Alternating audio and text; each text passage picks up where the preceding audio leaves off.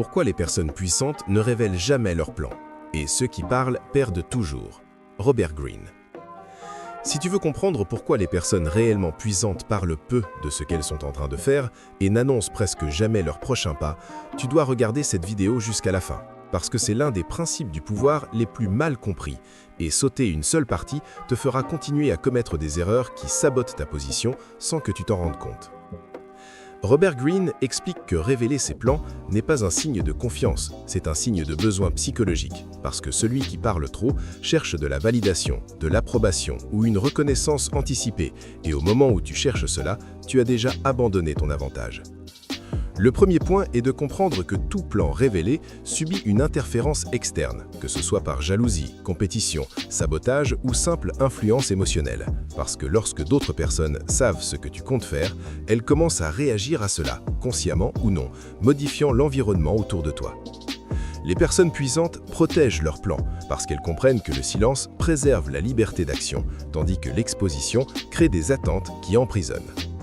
Le deuxième point est que lorsque tu parles de tes plans, tu crées une illusion de progrès dans le cerveau. La dopamine libérée par la validation fait croire à ton esprit que quelque chose a déjà été accompli, réduisant l'urgence d'agir. Et cela explique pourquoi tant de personnes parlent beaucoup et réalisent peu.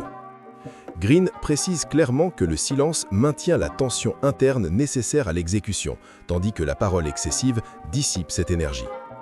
Le troisième point est le facteur humain. Car chaque fois que tu révèles un plan, tu offres aux autres la possibilité de donner leur avis, de conseiller, de critiquer ou de discréditer. Et même des commentaires subtils plantent des doutes qui n'existaient pas auparavant, te faisant recalculer des trajectoires, hésiter ou abandonner des idées qui auraient pu fonctionner. Les personnes puissantes évitent cela parce qu'elles comprennent que la clarté interne est plus importante que l'accord externe.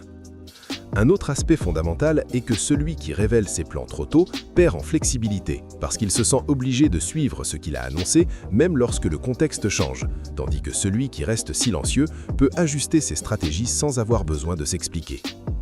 Greene explique que le véritable pouvoir réside dans la surprise, parce que la surprise déplace l'équilibre émotionnel de l'autre, et seul surprend celui qui ne prévient pas. Le silence fonctionne aussi comme un filtre, car il te permet d'observer le comportement des gens sans livrer d'informations, en identifiant des alliés, des opportunistes et des adversaires uniquement par la façon dont ils réagissent à ton absence d'explication. Celui qui parle trop révèle ses intentions, ses faiblesses, ses attentes et ses peurs, offrant un matériau précieux à ceux qui savent observer. Un autre point crucial est que parler crée une trace. Les mots créent des engagements invisibles, des promesses implicites et des attentes émotionnelles qui drainent l'énergie, tandis que le silence préserve le focus. Greene montre que les personnes réellement stratégiques ne parlent que lorsque le mouvement est déjà accompli, parce qu'à ce moment-là, la parole ne peut plus être utilisée contre elles. Il existe aussi l'erreur de l'ego, lorsque quelqu'un révèle ses plans pour se sentir important, intelligent ou reconnu. Mais l'ego est le plus grand ennemi de la stratégie, parce qu'il privilégie l'image plutôt que le résultat. Les personnes puissantes sacrifient le besoin de reconnaissance immédiate pour obtenir un avantage durable. Un autre détail ignoré est que le silence force les autres à projeter des intentions sur toi, et la projection crée la peur, le respect ou la prudence, tandis que l'explication excessive réduit le mystère et avec lui le pouvoir.